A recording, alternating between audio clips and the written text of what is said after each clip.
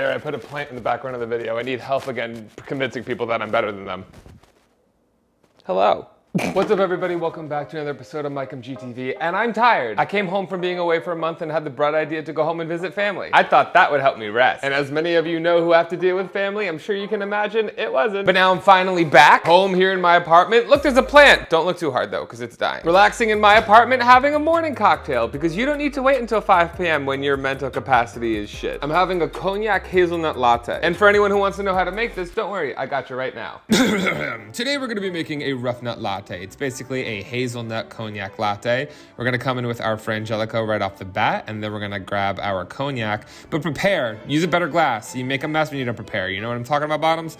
Anyway, we're gonna come in with our coffee, pour that in. Look at me making a mess again, disgusting. Then we're gonna come in with the good white stuff, the cream. Look at that color, so good, so good. Then we're gonna get the spoon, that's a waste of money. You could use a straw or anything that's small and thin like most of you men's dicks, but that's a different story. And then once it's all stirred together and good, you can enjoy it. Look at that, have fun. So now that we have our cocktail and we're finally back, I figured it was time to talk to you guys. Obviously by now we know I wasn't in prison or rehab or trapped in my grandmother's basement. But so many of you literally thought I was going to prison or rehab. I apologize if my sarcasm didn't shine through the camera. And it got me thinking, what do you guys really think about me? Like, do you really think I have a problem bad enough to go to rehab? I'm not saying this is your fault. Maybe I should stop having public meltdowns on YouTube. I just consider that relatable content, but maybe everybody else isn't hanging on by a thread. Let me know in the comments below. But it got me thinking, what else do you guys assume about me? And I remembered a past trend on YouTube where everybody was reacting to their viewers' assumptions about them. And I was a little nervous because I was like, in my fragile mental state, do I really want to know what people really think about me? Do I really want to hear negative things about myself at 10 a.m. in the morning having a cocktail? Yes. Okay, so I went on Instagram and I asked you guys to submit anything that you assume about me. Let me take this moment to remind you guys to follow me on Instagram. Follow me everywhere on social media, at MikeMGTV. Subscribe to this YouTube channel. What the fuck? And turn on those damn notifications. You have your cocktail? Good, let's fucking go. You've never been in a real relationship. That is false. I've only ever been in one full valid relationship, and I've talked about this a lot. I actually used to have my girlfriend on this channel all the time. I know, girlfriend, surprise everybody, surprise. I started dating a girl named Lexi at the end of high school, and we dated throughout my entire college experience. And we actually broke up because we were dating for so long, we didn't know where our relationship was going. At that point, are we moving to the next level? Are our lives still moving in the same direction? She is an accountant in New York City, and I wanted to move to Los Angeles to pursue entertainment. And we both did just that. We're both living our dreams. It just was moving in an opposite direction. It wasn't because I didn't love her. I think she was over me. I think she was over my bullshit. Like, I'm a lot, but she stuck in there a really long time, and she actually helped me realize amazing things about myself. We didn't talk for a while, but now we're actually best friends. I'm going to her wedding. I can't wait to sit there and watch the one person I ever actually really loved get married while I'm there alone. This is why I have cocktails for this, guys. No, but her fiance is actually an amazing guy, and I'm so happy for her. I know everyone likes to think I'm just gay in denial and not actually bisexual, but that's the only person I've ever had true in-love feelings for. I've never had that for a guy. The feelings I've had towards men wasn't love. That was more like emotional addiction, craziness. I don't know how to process that. Not healthy. I've gotten better though. I've started dating more. And through dating, I just don't know if I am ready to be in a relationship right now or anytime soon. I'm still figuring that out. You tell people that you are all right when you really aren't. Yes. I, believe it or not, in my real life, don't like people to know when I'm going through it. I get embarrassed by it. I think it's a form of weakness, and then I go on YouTube and talk about it and forget that people in my real life actually watch this shit. But I have recently learned that that's not a good thing to do, because I bottle up things inside so much that when they do come out, it is a much bigger deal than it needs to be. That's why when I do react, I overreact. It's a bigger deal than it needs to be. I'm screaming, I'm cursing, I'm yelling, and it's because I hold everything inside to the point where when I do let it out, I fucking explode. And that's not healthy. That's toxic. That twinks aren't my taste. I love everyone, regardless of your gender, race, background, religion, culture, whatever. I am an equal opportunity lover. I don't know why you guys would think, have you seen me with anybody? Have you ever, because if you have, let me know that you either smell like men's perfume or sweaty, smoky, drunk barbecue uncle smell. I don't shower a lot. That's not a flex. I mean, if you're talking about the 10% of time I'm actually outside in public, yeah, I shower, I make sure I smell nice. But 90% of the time, guys, it's body odor here. I don't like to shower or get dressed up unless I absolutely have to. I don't do it for myself. I really only do it if I'm going out or if I'm making a YouTube video or if I have just worked out, because that would be terrible. That you act like the dumbest person in the room so nobody suspects you. I'm gonna start drinking every time you guys are right. Cheers. This just became a drinking game because I'll admit to that. Do I act dumber and more ditzy so that people don't see me as a threat or see me coming? Yes. I don't know, I grew up with street rules. If you see me as a threat, you'll make me a target. So one thing I really don't talk about much is my education level, how much money I have, anything like that. I feel like that's not for anybody to be concerned about but me. And I also think it's fucking annoying to do. Like, you ever meet those people who brag about their degrees, brag about how much money they have, brag about their like social status or like opinions of themselves? Like, go fuck yourself. I would much rather you see me as sweet, ditzy, easy to manipulate, because that way if I ever need to take you, I can. You won't see it coming. That you're high energy and can't sit still for too long. I am tired all the time. This is why I'm always screaming and yelling normally in my videos, and I don't think you guys understand. I'm somebody who has always craved energy their entire life. That is why drugs were a bad thing in my past. That is also why I had to stop using things for my ADHD, like Adderall, Vyvanse, any kind of amphetamine. Don't give it to me. I will abuse it. When I was in college, I used to have 2 diet pills, an Adderall, 4 cups of coffee, and 3 scoops of pre-workout in the morning. When I have coffee, it does absolutely nothing to me. My energy and dopamine receptors are shot. So whenever I make a YouTube video or whenever I'm on camera, I'm like chugging Red Bull. It'll be 10 o'clock at night. I have to film a video. I will chug 4 Red Bulls and still be able to sleep. It will just give me enough energy to pop off for like a half hour while I film. That's why I'm all over the walls. That's why I'm screaming. Because if I don't, I won't have enough energy to like do this. It's exhausting, it is. And I know if anyone is watching this and you don't believe me, hold on. I just got a shipment today. I'm not kidding. I have a subscription of Red Bulls.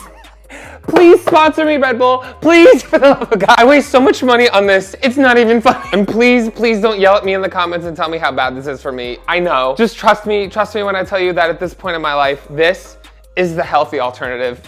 There's a reason I don't go out as much as I used to. There's a reason I'm not bartending till 5 o'clock in the morning and still be expected to work all day, because you resort to things that I don't want to have in my life anymore. I just want Red Bull. I'm sweating sitting here. That is not someone whose heart is pacing at a normal rate does. That you have no filter in a professional setting. Not a bad thing. You're absolutely right. Cheers to you. That absolutely is not a bad thing. I don't care who the fuck you are. I will cuss a bitch out no matter where I am. This is also why I can't have an actual job. Even though this is an actual job, hold on. I can't work in an office setting that has HR. How's that? I can't have a boss because I will get fired. Lindsay Lohan told me I was unprofessional, even though I did get naked and feed somebody food out of my ass. But for me, that's Tuesday. I can be respectful, like if I'm in a church. I mean, I may not really believe in God, but I ain't gonna piss him off just in case, you know what I'm saying? If I go to meet a significant other's parents, of course I'm gonna be nice. If I'm at a bat mitzvah, I might make like a circumcision joke, but that's about it. But when I was in school, when I was playing a sport, when I would work in a business setting, I didn't care if you were my teacher, my coach, or my boss. I would have no problem telling you to go fuck yourself. My coaches hated me. I used to laugh in their face, like disrespectfully. That's not a flex. Don't ever do that. Like, be respectful. I just lack that ability. Well, Derek, go run a lap. No. If you don't run a lap, then you're gonna be sitting on a bench this Friday during the game. Bitch, I've been drunk the last 3 games. Thank God that you're not as much of a mess as you portray yourself on camera. I have a brand. People, don't expose me like this. I'm a good person, but with flaws that I talk about. You know what, here's the thing. I don't think I'm a mess. I think I just talk about my flaws. I think it's very common to find people with just as many issues as I do. I'm just not afraid to talk about it, you know? That you're in love with your Lindsay cutout. Where is she? What would y'all do one day if I just busted this out and there was just a hole carved out of her face? I just turned it into a sex doll. Should that be a YouTube video? Should we make this a sex doll one day? I'm just gonna cut a hole here and get like a fake chest plate and we'll do things to, no, is that sexual harassment? That's a stupid idea. I might do it. That you're a fiercely loyal friend, that you would fuck someone up who messed with your friends. Oh, absolutely. Here's the thing, I will give everything up for my friends. My friends are my family. Absolutely. I don't care what you do, like at all. Like I'll yell at you myself, like if you do something really bad, like if you murdered somebody, I would be like, what the fuck is wrong with you? Why would you do that? But on the flip side, did they deserve it? I would be calling you a fucking idiot as I helped you bury the body. Do you know? I don't even care if you were wrong, okay? That's the problem. It's not a good thing. Like say my friend cheated on their significant other and their significant other was confronting them about it, I'd be like, he's a fucking idiot, but watch your fucking tone. Yes, they're a terrible person. I'll tell them that later. You shut your fucking mouth. It's very like Big Brother mentality. Like, I will hold them accountable. No one else can. That your farts smell like cotton candy. My farts smell like lemon pepper shrimp. That's the best way I could describe it. That you love to cuddle, but have difficulty letting people touch you. Yes, it's weird. I'm a very sexual person when I want to be. If I am not in that mood, don't fucking touch, like don't touch me. I'm so sorry. I'm very nervous for when the moment comes when I have to meet a lot of you in public, or like if you ever run into me in real life and then you want to hug, and I don't know if I can. That you are the himboest himbo to ever himbo. What is a himbo? I don't, like I've been agreeing with you guys, I don't even know what it is. An attractive but unintelligent man. You know what, as far as any of you need to be concerned, absolutely, I'm a fucking himbo. That you'd make a good bottom if you ever tried. Okay, I've been avoiding the sexual questions.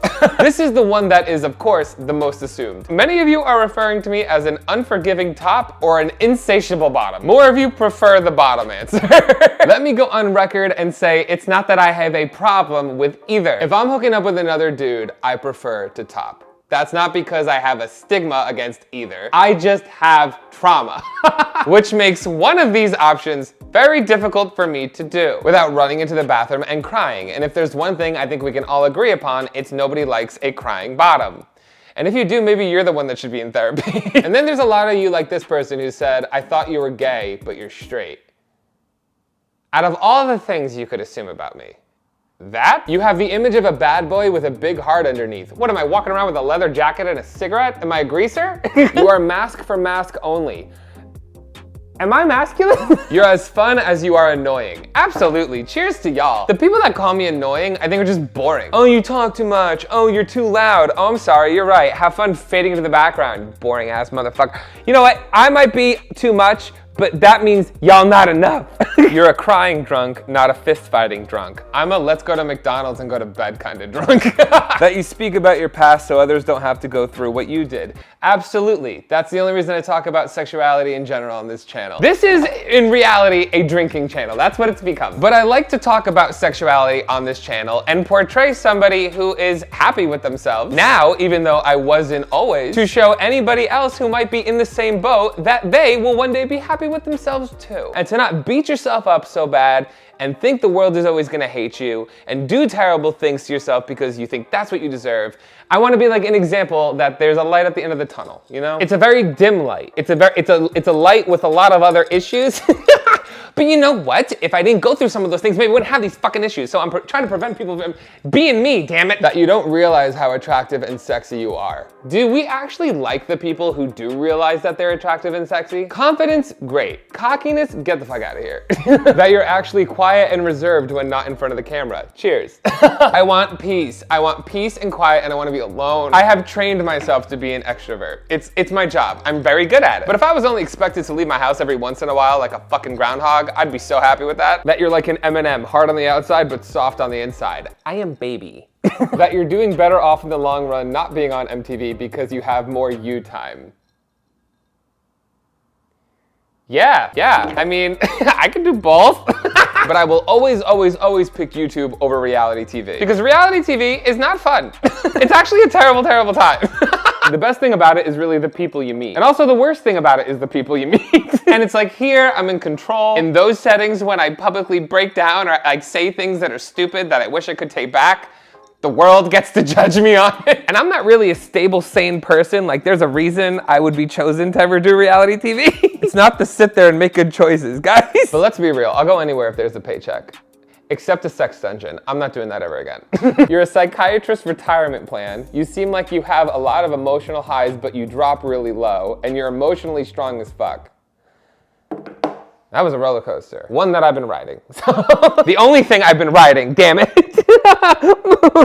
That I don't let you assume things because I let you guys know everything. That I'm trying my hardest to improve and not afraid to show the ups and downs of it.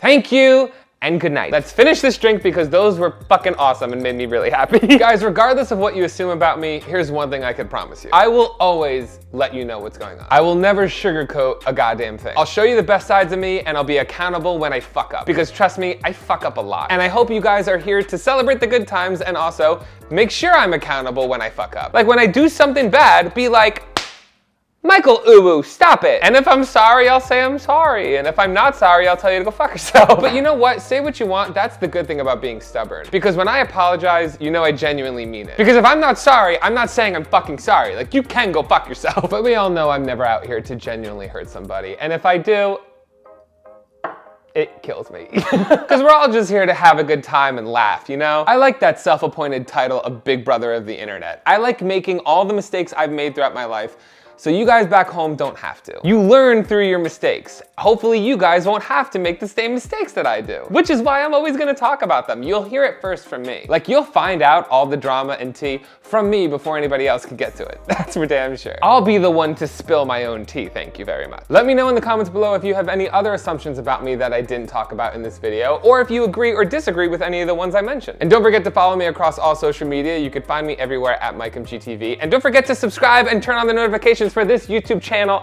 Look at it, it's something. And if you're somebody that enjoys Twitch, don't forget that I go live every Sunday for #SipItSundays at 6 p.m. PST, 9 p.m. EST. Thank you guys for hanging out, having a cocktail with me and chatting for a little bit. As always, I'm MikeMGTV and you're fucking welcome.